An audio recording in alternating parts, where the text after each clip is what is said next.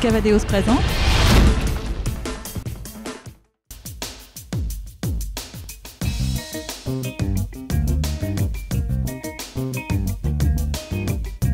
Bonjour à tous, cette semaine dans Tour d'honneur, je vous emmène à la rencontre d'un jeune visage du dressage français.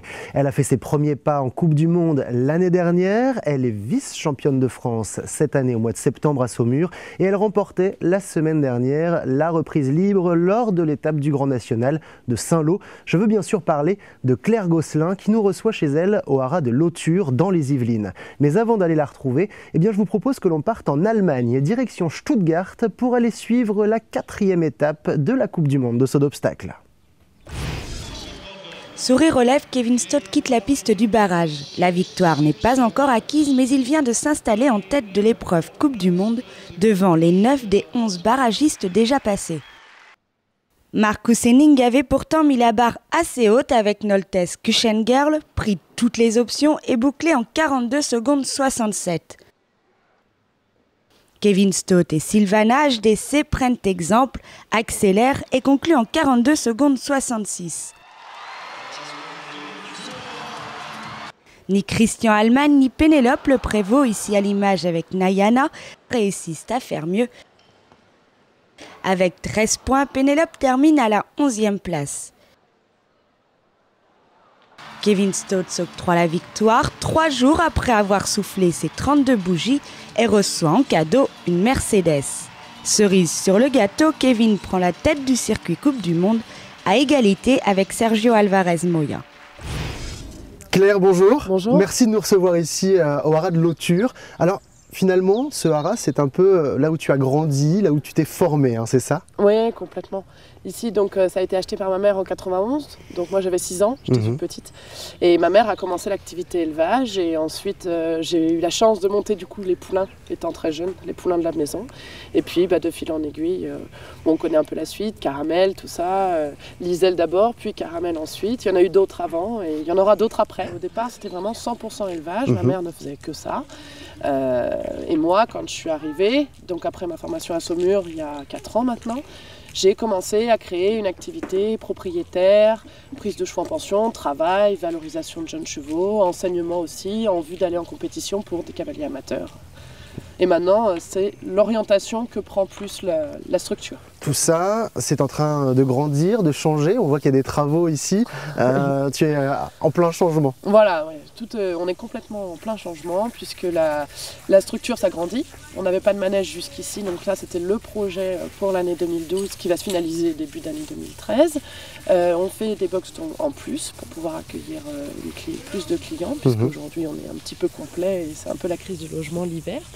Donc on sera content de pouvoir accueillir d'autres propriétaires et s'orienter vers une structure un peu plus compétition. Bon, alors tu coaches, mais tu as aussi ta carrière de cavalière professionnelle à gérer. On te connaît maintenant aujourd'hui en tout cas avec Caramel de Lauture, qui est né ici. Ouais, tout à fait. Tu as fait tes premiers pas en Coupe du Monde l'année dernière.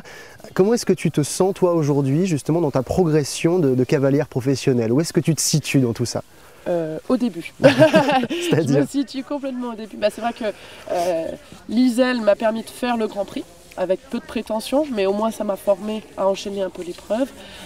Caramel, j'ai eu la chance d'avoir un deuxième cheval derrière rapidement, Caramel, qui m'a amené rapidement à un niveau de compétitivité supérieure et qui m'a permis de toucher à ce genre d'épreuves, type étape Coupe du Monde, qui ont quand même des concours assez valorisants et très, très à part par rapport au circuit qu'on connaît, le circuit hiver indoor, très particulier. Mais c'est un circuit qui forme beaucoup, surtout pour nous, cavaliers français. On a quand même peu de cavaliers qui peuvent prétendre à ce genre qui prétendent aujourd'hui à ce genre de compétition. Donc j'étais quand même très honorée de pouvoir en faire partie. Et j'espère à l'avenir pouvoir continuer. Dans un premier temps avec Caramel, puisque je pense que sa carrière n'est pas finie. Il a montré en fin d'année qu'il avait encore beaucoup la forme. Et j'espère avec d'autres jeunes chevaux que je formerai derrière. Je pense qu'on a encore une marge de progression avec Caramel. Sur quoi par exemple? Qu'est-ce que tu as envie d'améliorer? Qu'est-ce que tu as envie de faire progresser? D'ici la fin de l'année, cette fin d'année, on a montré que le cheval pouvait faire des progrès dans le piafé. Ça a été le cas à Lyon, malheureusement des fautes ailleurs, mais Voilà, donc le piafé qui est quand même son point faible, notre point faible. Et je pense dans l'énergie générale qu'on peut dégager dans ce type d'épreuve, à savoir apprendre à prendre des risques pour aller chercher encore plus de points. Aujourd'hui, le cheval est relativement performant au niveau du Grand Prix, en tout cas j'en suis très satisfaite. Et essayer sur sa fin de carrière, puisqu'il ne nous reste pas non plus 10 ans devant nous, de prendre un peu plus de risques pour aller chercher plus de points encore à ce niveau-là. Alors, on va se retrouver, Claire, dans quelques instants, un peu ailleurs, à côté de tes écuries. Avant de parler de ta relève dont tu as un petit peu parlé, eh bien, je te propose qu'on parte à Stuttgart. On va retourner à Stuttgart pour aller voir ce qui s'est passé dans l'étape Coupe du Monde de dressage. Il y avait une seule cavalière française engagée, c'était Jessica Michel.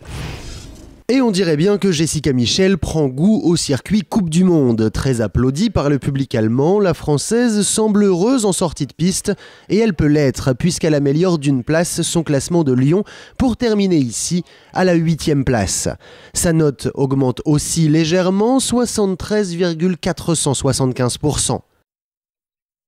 Sur Rivera de Hus, on note moins de fautes que lors de sa reprise libre à Lyon, mais aussi de meilleurs piaffés, point faible de la jument. Après Lyon et Stuttgart, la Française pointe maintenant à la 14e place du classement provisoire de la Coupe du Monde et on devrait la retrouver à Londres pour la prochaine étape, juste avant Noël. Sur leur terre, ce sont les jeunes Allemandes qui ont dominé cette étape. 4e des JO de Londres, Hélène Lange-Annenberg montrait ici une nouvelle reprise sur Damon Hill et améliore son record personnel. Avec 86,775%, c'est elle qui remporte cette 3e étape de la Ligue Europe de l'Ouest, devant sa compatriote Cristina Spreeu et l'Italienne Valentina Truppa, qui s'emparent de la tête du classement général.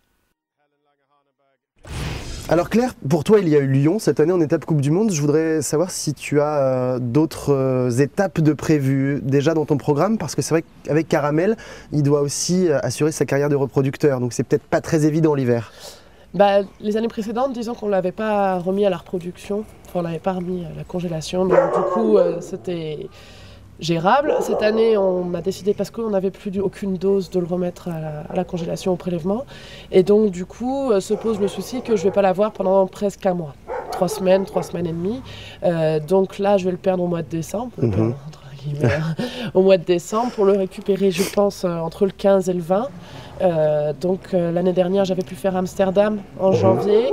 Là, cette année, ça va peut-être être un petit peu compromis. On verra comment le cheval revient et en fonction, on donnera les orientations. On verra avec Alain les orientations qu'on peut prendre en début d'année. Et pour 2013, on sait que la France a envie de remonter une équipe, une vraie équipe pour les championnats d'Europe. Est-ce que toi, tu y crois justement à ce projet? Est-ce que tu as envie d'en faire partie? Comment tu t'inscris dans tout ça? Disons qu'on a toujours envie d'avoir une bonne équipe. Je pense qu'on est bien conscient qu'on a du chemin à faire et que je pense qu'il y a pas mal de cavaliers là aujourd'hui qui se donnent du mal pour essayer d'atteindre le meilleur niveau possible. On a la chance d'avoir Jessica qui nous fait quand même une belle locomotive, qui aujourd'hui prend des points quand même assez intéressants en concours internationaux. Et du coup, évidemment, on a envie de coller derrière, d'accrocher les wagons pour que Jessica nous serve de locomotive et derrière se mettre le mieux possible derrière elle pour faire l'équipe la plus solide possible. Donc oui, je m'inscris dans ce projet-là, comme beaucoup, je pense. Alors ça tombe bien que tu parles de locomotive, parce que maintenant on va parler de tes chevaux. Caramel, c'est un petit peu la locomotive des écuries aujourd'hui pour toi, mais il n'est pas tout seul. Tu as aussi dans tes écuries une relève en laquelle tu crois beaucoup. Aujourd'hui, j'ai des jeunes chevaux qui sont quand même très jeunes. Donc ce qui est certain, c'est qu'entre Caramel et ces chevaux-là, moi j'ai un trou. C'est certain que j'aurai pas la relève immédiate après Caramel. Ça, c'est sûr, il faut que je me fasse à l'idée. Après, ça peut changer aussi, on ne sait pas ce que nous réserve l'avenir, mais dans l'immédiat, j'ai pas de relève tout de suite. Par contre, j'ai 2 jeunes chevaux notamment, auxquels je crois beaucoup. Un 3 ans, qui s'appelle Vesper, qui est un fils de la sœur de Caramel, que j'aimais énormément, et la sœur, et que j'aime toujours d'ailleurs la montée, qu'on a vendue à des amis très jeunes. On a eu la chance de pouvoir faire un transfert avec cette jument. Ça a donné ce poulain-là, auquel je crois beaucoup, parce qu'il est beau et je pense présente vraiment des aptitudes pour la discipline. Et très gentil. Vesper. Vesper. Vesper de Lauture. Et 1 an de moins, on tombe à 2 ans donc, Alice de Lauture, qui là est le croisement sentimental, quand même dire ma mère, puisque c'est la fille de Liselle et Caramel. Liselle, ta jument de jeune cave, et Caramel qu'on connaît bien sûr. Voilà, qui est née le soir de mon anniversaire. Donc là, le cocktail Molotov, fait que celle-là, je ne peux pas m'en défaire. Et est-ce que tu vas continuer justement, puisqu'on disait que le haras de Lauture avait commencé par cette activité élevage, est-ce que tu vas continuer toi, en plus de ta carrière de cavalière, ce côté élevage? Alors oui et non. C'est compliqué, j'imagine, à tout gérer. Voilà, tout gérer c'est compliqué. Bon, il y a un autre aspect que j'ai bien vu avec ma mère pendant 20 ans, c'est l'aspect financier. Ça coûte cher. Il ne faut pas se leurrer, ça coûte cher. L'élevage aujourd'hui, l'élevage de chevaux de dressage, nous en tout cas, et pourtant c'est pas faute d'avoir fait quelques poulains qui ont eu des résultats et qui ont fait leurs preuves en compétition, mais on perd facilement quand même de l'argent, c'est un gouffre comme on dit. Ouais. Donc aujourd'hui, ce sera maintenant, avec l'évolution de l'écurie, ce ne sera pas mon activité principale.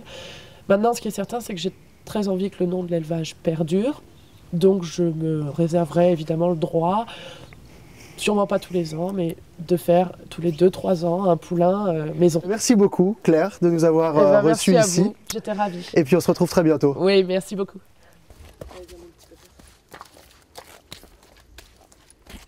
Et pour la suite de cette émission, eh bien, on va continuer de parler de dressage avec un stage qui s'est déroulé ce week-end chez la juge internationale Isabelle Judet. Un stage destiné aux amateurs et aux professionnels afin qu'ils comprennent ce que veulent voir aujourd'hui les juges sur un rectangle de dressage. Béatrice Fletcher a suivi cette journée de stage pour vous. C'est ce qu'on appelle une première réussie. 18 cavaliers au total se sont retrouvés ce week-end aux écuries du parc de Chapuis pour un stage animé par la juge internationale Isabelle Judet.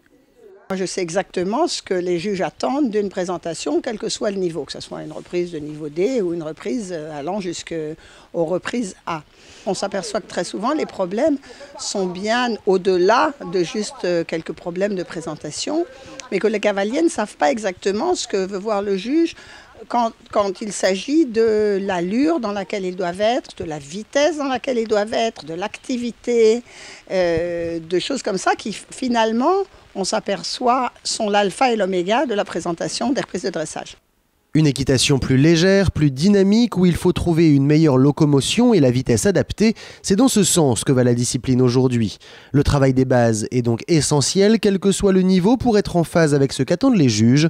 Et c'est dans cette ambiance studieuse mais aussi détendue que les stagiaires ont donc pu échanger et ils savent désormais comment travailler cet hiver. Rien ne m'a surpris puisque c'est effectivement les défauts que je connaissais du cheval et elle m'a conforté dans ce que je pensais et me permet d'orienter mieux mon travail pour les concours à venir.